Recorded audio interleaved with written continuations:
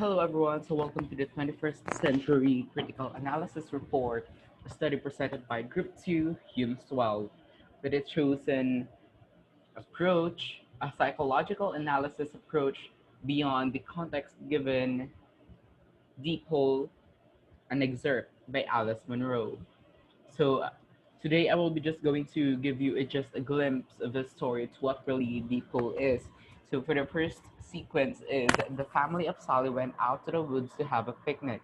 To honor Alex's first solo publishing in script for geomorphology, they drove a couple of miles down a rough country road and found a place for cars to park.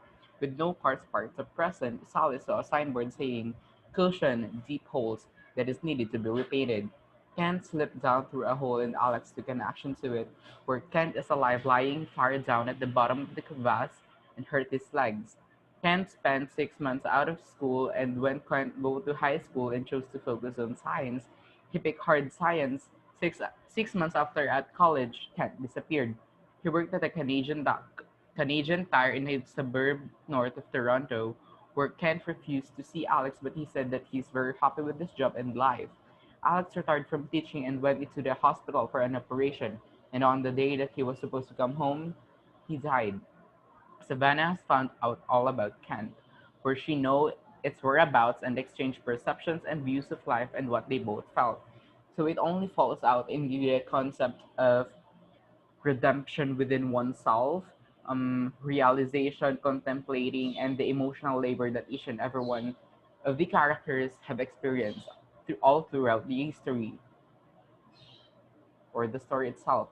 So for the next one is the problem. So as you guys can see, the problem, or where do we get these questions, or where do we get these kinds of questions? It came from the last lesson that we have all tackled, which is the different approach when critical analyzing a context.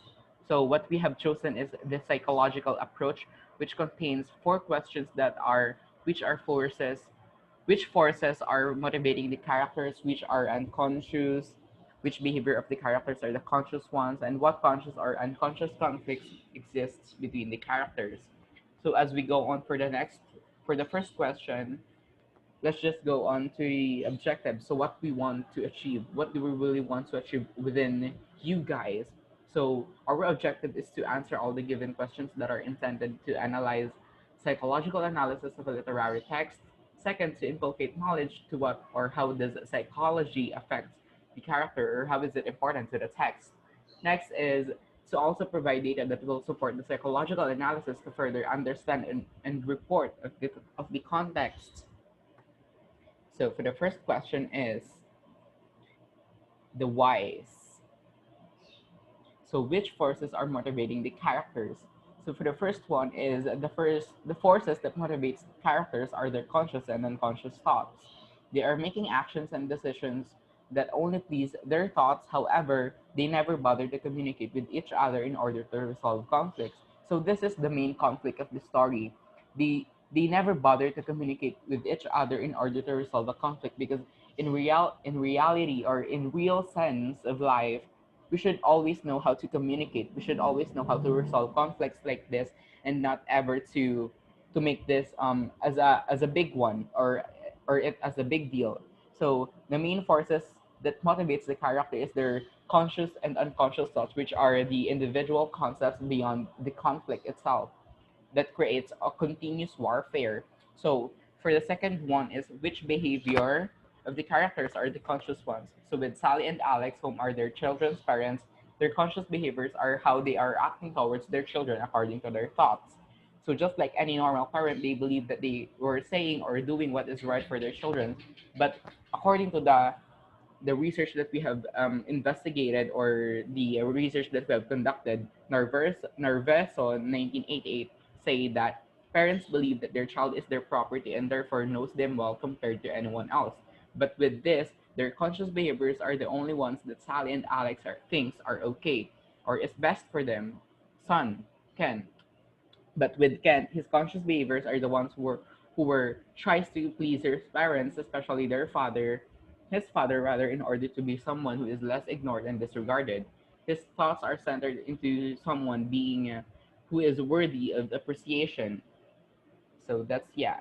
So that's it. So based on the theories that we have conducted, we have gathered some information that came up with the three theories, which is the psychoanalytic social theory, the Brenner's ecological systems theory, and the psychosocial development theory. So for the psychoanalytic social theory, it theorizes that people combat basic anxiety by adopting one of three fundamental styles of relating to others.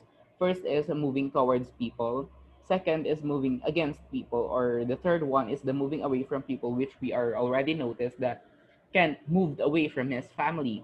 So it only says that normal individuals may use one of these modes of relating to other people, but neurotics are compelled to rigidly rely to only one.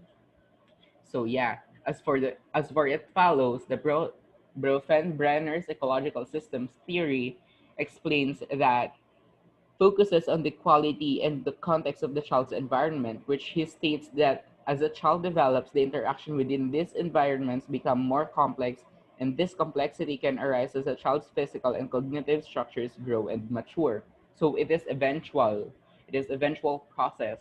So for the next one is the psychosocial development, which is the stage 6 intimacy versus isolation that begins within 19 to 40 years old. So as we can notice that 19 to 40 years old are the average years old that can happen to the intimacy versus isolation that have happened to the experience or the violence that have happened to Ken while she was undergoing his childhood memories. So it assumes that the social and cultural conditions, especially childhood experiences, are largely responsible for shaping one's or children's personality. So for the third question that we will be going to answer is which are unconscious. So for the unconscious behavior of Sally and Alex are how they aren't aware of the neglecting idea one of their children. Sally thinks she loves both of her sons but unconsciously favors Peter, while Alex thinks that Kent is just a so-so type of person but yet never shows it. He unconsciously annoyed or pissed at his son, resulting him to not give Kent that much attention or appreciation. So, what conscious and unconscious conflicts exists between the characters? It is all about Sally and Alex to only keep assuming that Kent is okay that and we will get through all of his life soon. However, due to this, they didn't notice that this assuming is actually resulting in neglect towards their son. The characters never talk about each of their personal feelings or preferences. All they did was assume. Therefore, their conscious behaviors clashed and only hurt each other in the end, while their unconscious behaviors were not given in any mind and never happened to be realized.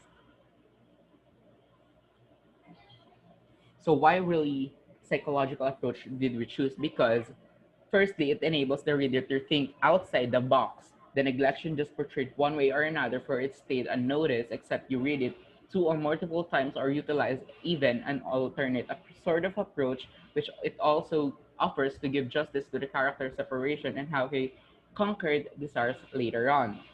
Second is this approach presents to you more of a profound viewpoint on the context and lets you see the impacts of words, activities, and efforts rather with an absence of the a youngster's growth, development, perspective, and future standpoint throughout his everyday life.